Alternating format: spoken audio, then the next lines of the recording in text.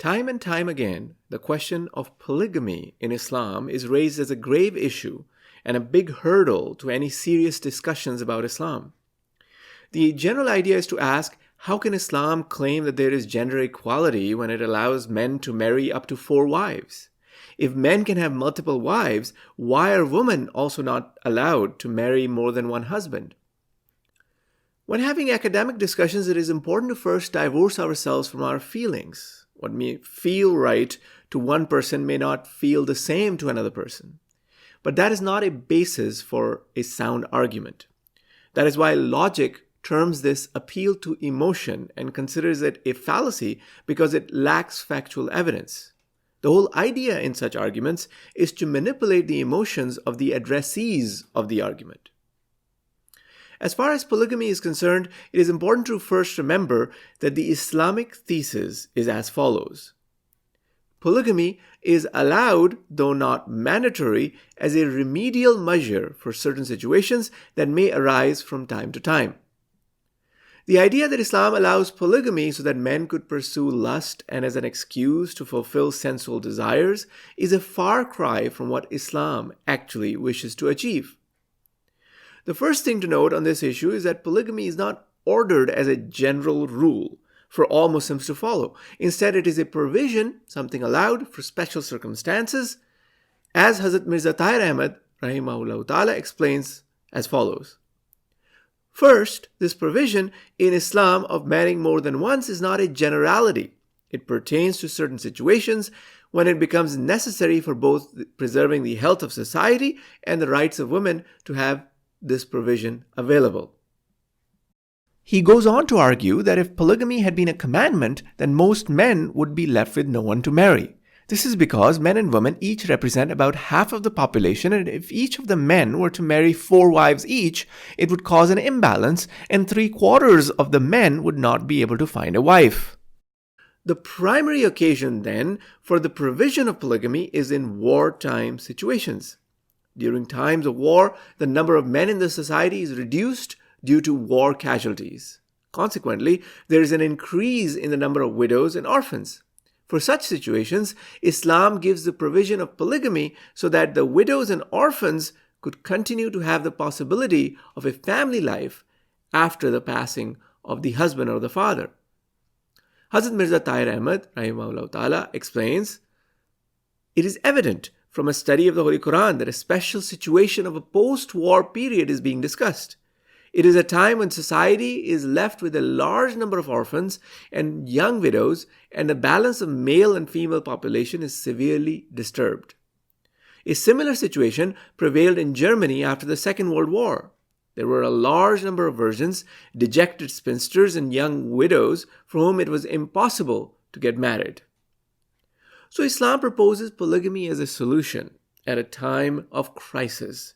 Instead of abandoning large numbers of families, widows, and orphans in the hope of holding on to some notion of equality and monogamous marriage under every circumstance, Islam instead offers a practical solution, keeping in mind the long-term health and spiritual condition of individuals and the society at large. Those who do take to this recourse are reminded to treat each of their wives with justice, as the Quran states, وَإِنْ خِفْتُمْ أَلَّا تُقْسِطُوا فِي الْيَتَامَى فَانكِحُوا مَا طَابَ لَكُم مِّنَ النِّسَاءِ مَثْنَى وَثُلَاثَ وَرُبَاعَ فَإِنْ خِفْتُمْ أَلَّا تَعْدِلُوا فَوَاحِدَةً أَوْ مَا مَلَكَتْ أَيْمَانُكُمْ ذَلِكَ أَدْنَى أَلَّا تَعُولُوا.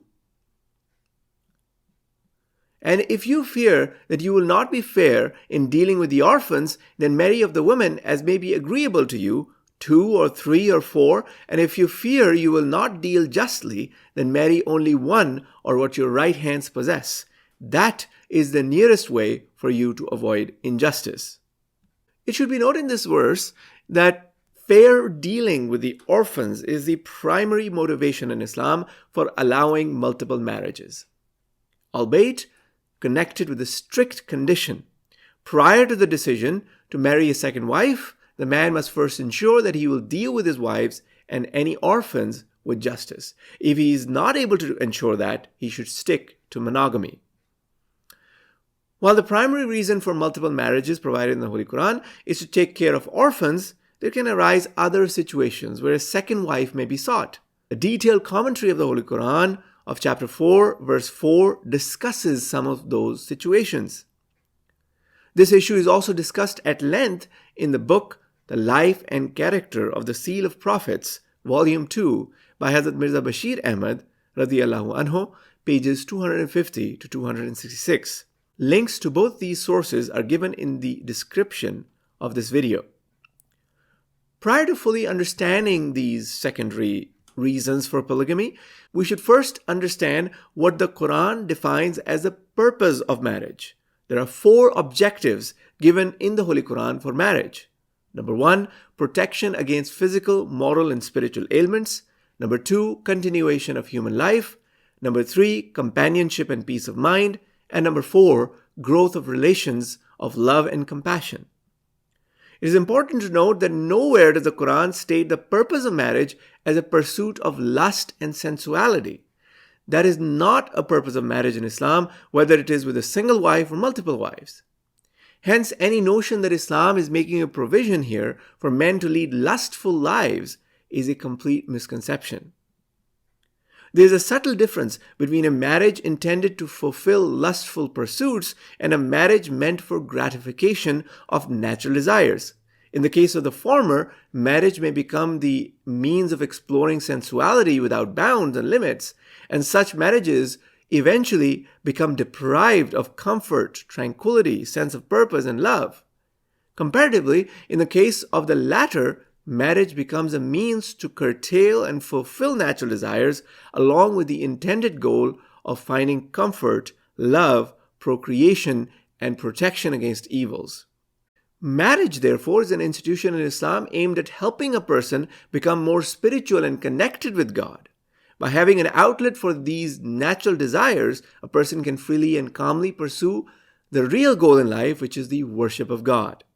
Given this understanding for the reasoning behind polygamy, Suhail Ahmed, who uses the alias Reason and Faith, raises 2 important questions.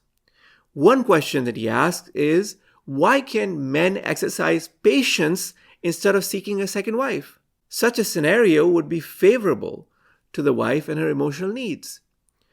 And the second question he asks is, if men are allowed to marry multiple times based on these reasons, why can't women marry multiple times based on the same reasons? Does Islam not see things clearly from a woman's perspective? The answer to the first question is that it takes a great amount of naivety to suggest that men should remain patient all the time and never ever have the recourse to having another wife. It is an undeniable fact that polygamy has always existed in the history of human civilization. This is especially evident in the long line of prophets in the Bible who were men of God and yet had multiple wives. Suhail acknowledges this fact when he says, granted, a society with both polygamy and polyandry couldn't work, and society has been in need of polygamy at different times in history. However, we cannot allow polygamy on such grounds for which women have a stronger case. Muslims fast yearly and understand sacrifice and patience. If a man's wife cannot bear them a child, he should exercise the discipline and understanding that Islam has taught him, as his wife would do had he been the infertile one. Here, Suhail concedes that there are situations where his assertion that men should simply be patient does not hold. However, he argues against certain scenarios where polygamy is in fact allowed. The first problem with this line of argument is that it is simply inconsistent. Either a firm stance in support of polygamy should be taken, or a firm stance against it. It cannot be that certain aspects of polygamy are considered wrong and that is used as an excuse to deny the whole authenticity of the institution of polygamy in Islam. A specific issue that Suhail has brought up is the idea that a man may decide to marry a second wife just in order to have a male child. He writes, a man will not die if he cannot have a child naturally. Having children is a natural instinct, but it is not anything like food or carnal inclinations for which no substitutes can be found. Procuring a second wife just to have an issue is preposterous. Is the proposal of the second woman conditional on a fertility test? Absurd. Here again, there is much emotional appeal and much is being speculated negatively about the intentions of the husband. If the husband and wife collectively decide that the man should take on a second wife because the first wife is unable to bear any children, what objections can Suhail lay on them, or any other critic for that matter? What moral authority would a critic have over such two individuals who have decided to do this for their own circumstances and their collective happiness? In fact, this is not a hypothetical situation. In any case, this whole discussion digresses from the main issue. The fundamental issue at hand is one of intention and not the action itself. The Holy Prophet Muhammad ﷺ has beautifully said, "Innamal a'malu binniyat." Actions are judged by intentions. Islam teaches that all human actions are to be judged by intentions. The fundamental requirement is that Muslims live their lives with taqwa or righteousness. They should be constantly aware that God is watching their actions and will hold them accountable for even their evil thoughts.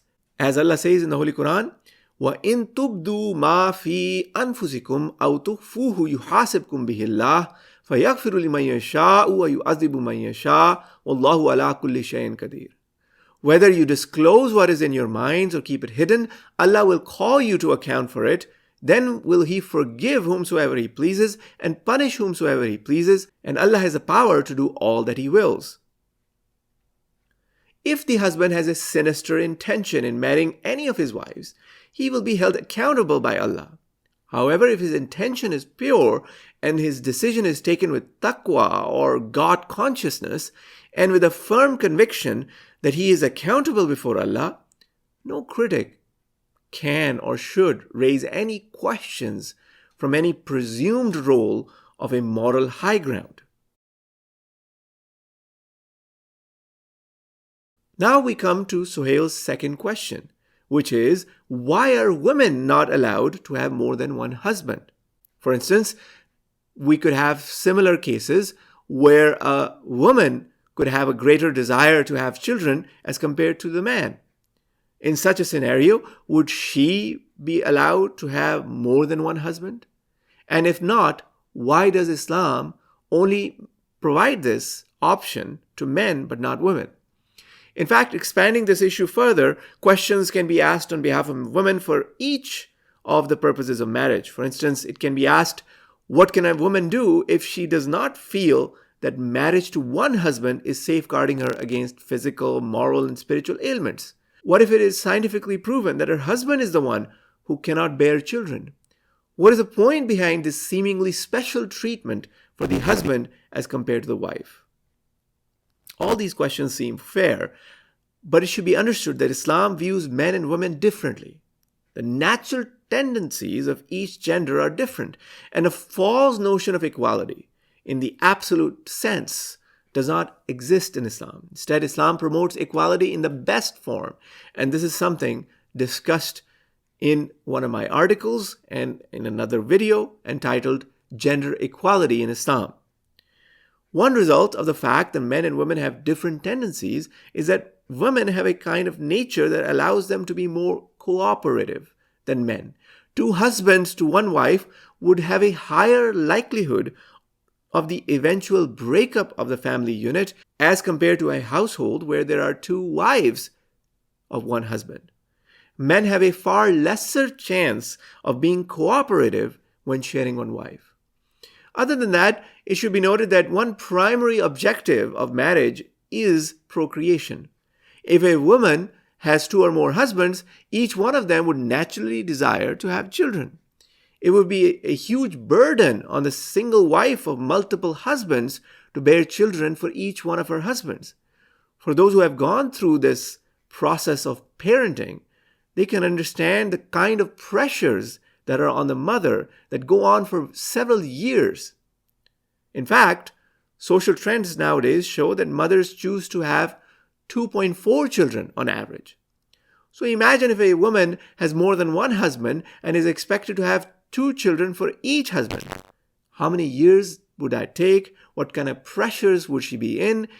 And we're not even discussing the pressures of the birth of each child. We're speculating over the long-term psychological, emotional needs of all the children from each of the husbands. Such a marriage has the danger of leading to the birth of children who would grow up feeling that they were neglected by their mother or denied the kind of love and attention that they deserved.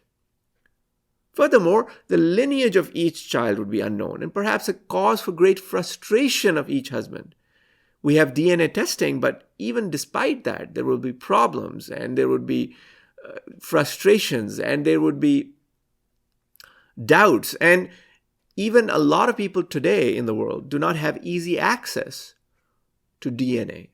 So it would become another obstacle or hurdle for this kind of marriage to work. That's not to say that such a scenario would never work in any situation, but Islam is a universal religion and rules are made keeping in mind the whole of mankind. Even if something is forbidden, it does not mean that it's absolutely useless. There might be some benefits in it. For instance, when it comes to alcohol, the Quran is clear in acknowledging that there are some benefits.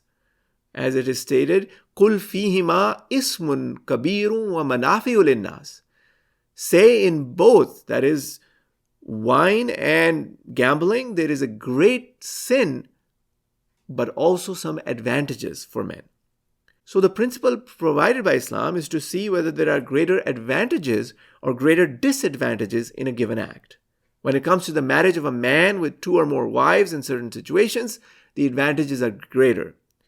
But when it comes to the marriage of a woman with 2 or more husbands, the disadvantages are greater.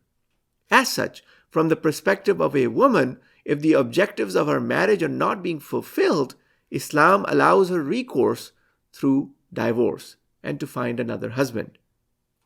In conclusion, we can say that marriage is a sacred institution in Islam with very important objectives. In most cases, the objective is achieved through monogamy. But in certain situations, a man is allowed to marry more than one wife with the condition that he treats his wives with justice and takes the decision with taqwa or righteousness or God consciousness. Thank you.